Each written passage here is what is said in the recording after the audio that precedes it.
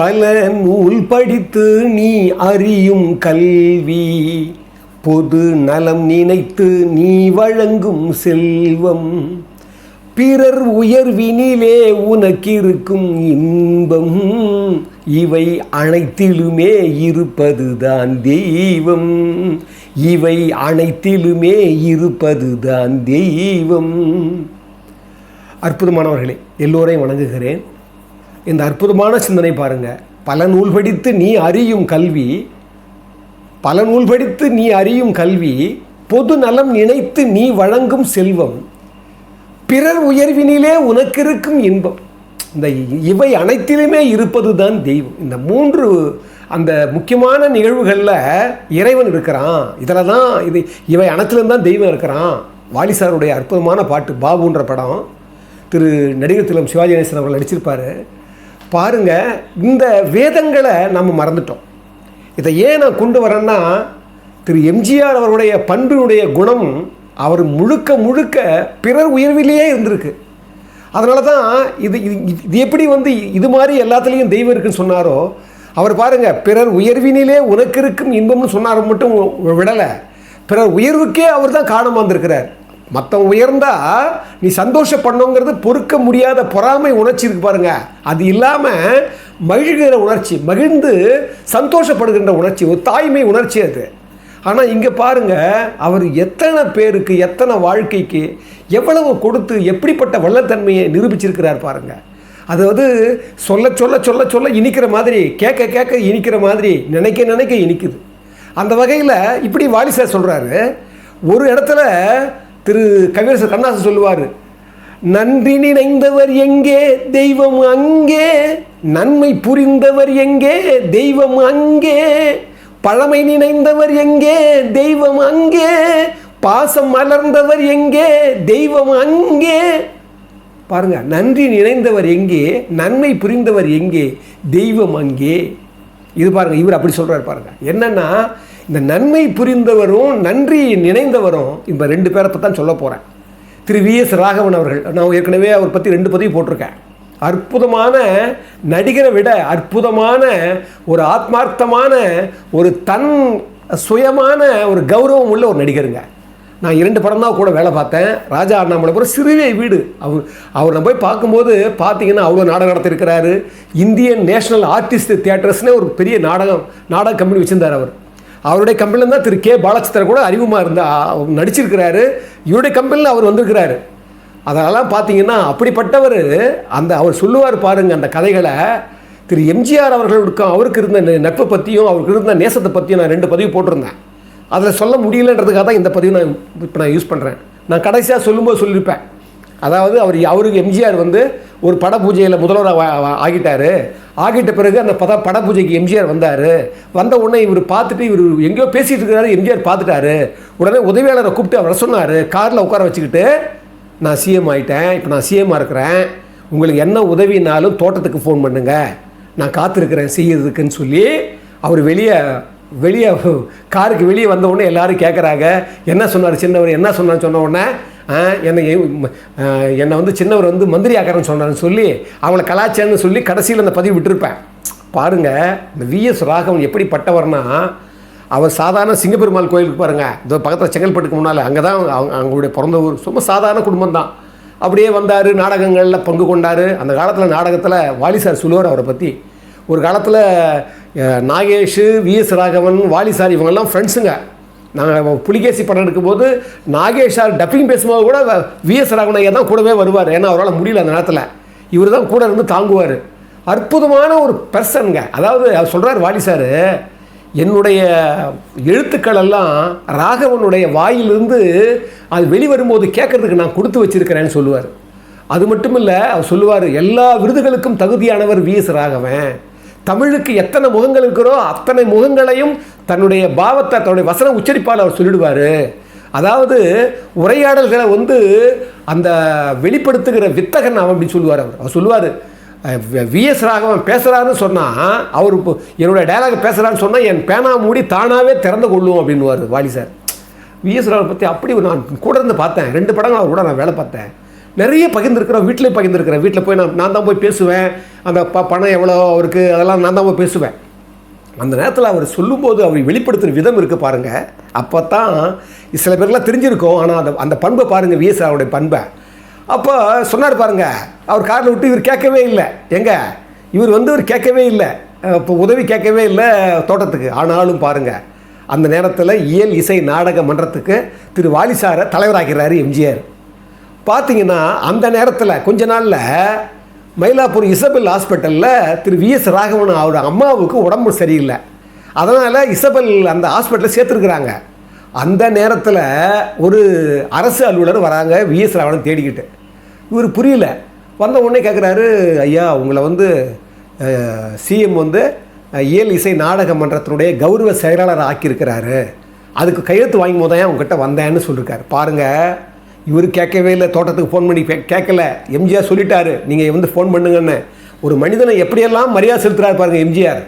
உடனே இவர் பாருங்க சொன்ன உடனே இல்லை, அம்மாவுக்கு உடம்பு சரியில்லை, நான் இந்த நேரத்தில் இன்னும் கொஞ்சம் நாள் இருக்க வேண்டியிருக்கு, அதனால் இது நான் எனக்கு சரியாக இருக்காதுங்க இந்த பதவி ஏற்றுக்கிறதுன்னு சொன்ன உடனே அந்த அலுவலர் சொல்கிறாராம், அது பாருங்கள் இது பெரிய கௌரவ செயலாளர் வேலை தாங்க, நீங்கள் தினமும் கூட ஆஃபீஸுக்கு வர தேவையில்லை, நாங்களே கூட உங்களுக்கு கையெழுத்து வாங்கிக்கிறோம், நீங்கள் ஒத்துக்குங்கன்னு சொல்லி அவர் சொல்கிறாராம். அது சொன்ன பிறகு தான் அவர் கையெழுத்து போட்டாராம். நல்லா கவனிங்க, கையெழுத்து போட்டு போயிட்டார். போயிட்ட பிறகு சொல்கிறார் விஎஸ் ராகவன் சார், எந்த தகவலும் இல்லை, எந்த முன்னறிவிப்பும் இல்லை. திடீர்னு பார்த்தா ஒரு நாள் என் வீட்டுக்கு எம்ஜிஆருடைய உதவியாளர் வராரு. அவர் வந்த உடனே என்ன பண்ணார், என்னடா வராருன்னு சொல்ல உள்ளே போகிறேன், உள்ளே அவர் வரவழைக்கிறேன். வந்தால் ஒரு பெரிய கட்டு கொடுக்குறாரு, ஒரு பெரிய தொகை. அவர் சொல்கிறார், அப்போ சொன்னார், கிட்டத்தட்ட அது ஒரு 35 வருஷம் முன்னே ஆயிருக்கும். அவர் சொன்னால் 2009 நான் மீட் பண்ண அவரை, 2007 2009 தான் நான் மீட் பண்ணுறேன். அப்படி சொல்ல பார்த்தா நீங்கள் பார்த்தீங்கன்னா இதில் ஒரு 7 அதில் ஒரு 13 20 வருஷம் வச்சுக்கோங்க. அவர் சொல்லும்போதே 25 வருஷத்துக்கு முன்னால் 27 வருஷத்துக்கு முன்னால் சொன்னார். நீங்கள் பார்த்துக்குங்க, அப்போ எவ்வளோ பெரிய தொகை.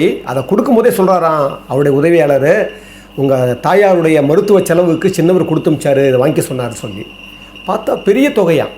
அந்த எவ்வளோ தொகைன்னு சொல்லலை அவர், பெரிய தொகை.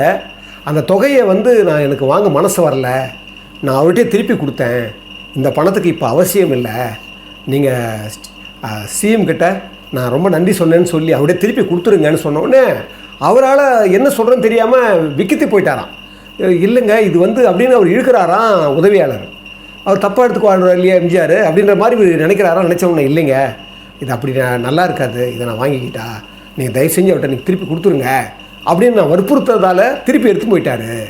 இது எடுத்து போன பிறகு எம்ஜிஆருடைய நெருங்கிய உறவினர் மதுமோகன், உங்களுக்கு தெரியணும், மதுமோகன் இவர் பழக்கமாக அவர் கேள்விப்பட்ட உடனே என்னங்க இப்படி பண்ணிட்டீங்க, ஏன் இப்படி பண்ணீங்க, சின்னவர் கோச்சுக்குவாருங்க, வருத்தப்படுவார் இல்லையா அப்படின்னு சொல்லி மதுமோகன் கூட ரொம்ப வருத்தப்பட்டாராம். இவருக்கு என்ன பண்ணுறதுன்னு தெரியலையா. அவர் நல்ல வேலை பார்த்தா அந்த நேரத்தில் இவர் அலுவலக சம்பந்தமாக சந்திக்க வேண்டிய சூழ்நிலை இருந்துதான். அதுக்கு முன்னால் எம்ஜிஆருக்கு கோபமாக தான் இருந்தாராம். யார் இந்த உதவி அவர் பெற்றுக்கலன்னு கோபமாக தான் இருந்தாராம். அப்போ அந்த அலுவலக விஷயமாக சந்திக்க வேண்டிய ஒரு சூழ்நிலை வந்ததுதான். நேராக போன உடனே எம்ஜிஆர் கேட்கறதுக்கு முன்னாலேயே இவர் என்ன பண்ணார் ஆரம்பித்தாராம். உங்களுக்கு தெரியாது இல்லைங்க, அதாவது அரசாங்கத்தில் ரோடு போடுறதுக்காக ஒதுக்குற பணத்தை நாம் வேறு ஒரு வண்டி வாகனம் வச்சுங்க, அது அப்போ வாங்கி சரியாக பண்ணிட்டா கூட அதுக்கப்புறம் ஆடிட்டிங் பண்ணும்போது தணிக்கை அதிகாரிகள் எல்லாம் இவர் ரோடு போடுற பணத்தை வண்டி வாங்குறதுக்கு யூஸ் பண்ணிட்டாங்கன்னு சொல்லுவாங்க. அந்த மாதிரி நீங்கள் கொடுத்த அனுப்பிச்ச பணம் என் தாயாருடைய மருத்துவ செலவுக்கு, ஆனால் என் தாயார் வீட்டுக்கு வந்துட்டாங்க, மருத்துவ செலவுலாம் தேவைப்படலை, அவங்க நல்லா இருக்கிறாங்க, அந்த மாதிரி சமயத்தில் அதை நான் வாங்கிக்கிட்டேன்னா அது தவறாக இருக்கும் இல்லையா, அதனால தான் ஐயா நான் வேணான்னு சொன்னேன் அப்படின்னு சொன்னோன்னே எம்ஜிஆர் சொன்னாராம், அந்த பாராட்டினாராம் எம்ஜிஆர். அதாவது என்னுடைய விளக்கத்தை ஏற்றுக்கிட்டு பாராட்டினார்.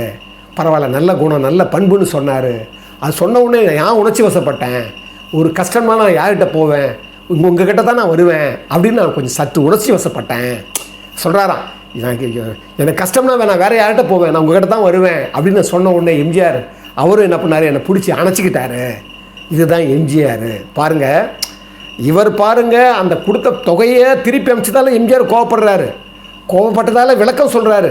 விளக்கம் சொன்னதாலும் மட்டும் இல்லை, நான் என் கஷ்டம்னா நான் எங்கே உங்ககிட்ட தான் வருவேன்னு சொன்ன உடனே எம்ஜிஆர் அணைச்சிக்கிட்டு அந்த அன்பை அவர் அந்த உதவியை ஏற்றுக்கலைன்ற கோபத்தை அதன் மூலமாக அவர் சரி பண்ணாராம் திரு விஎஸ் ராகவன்.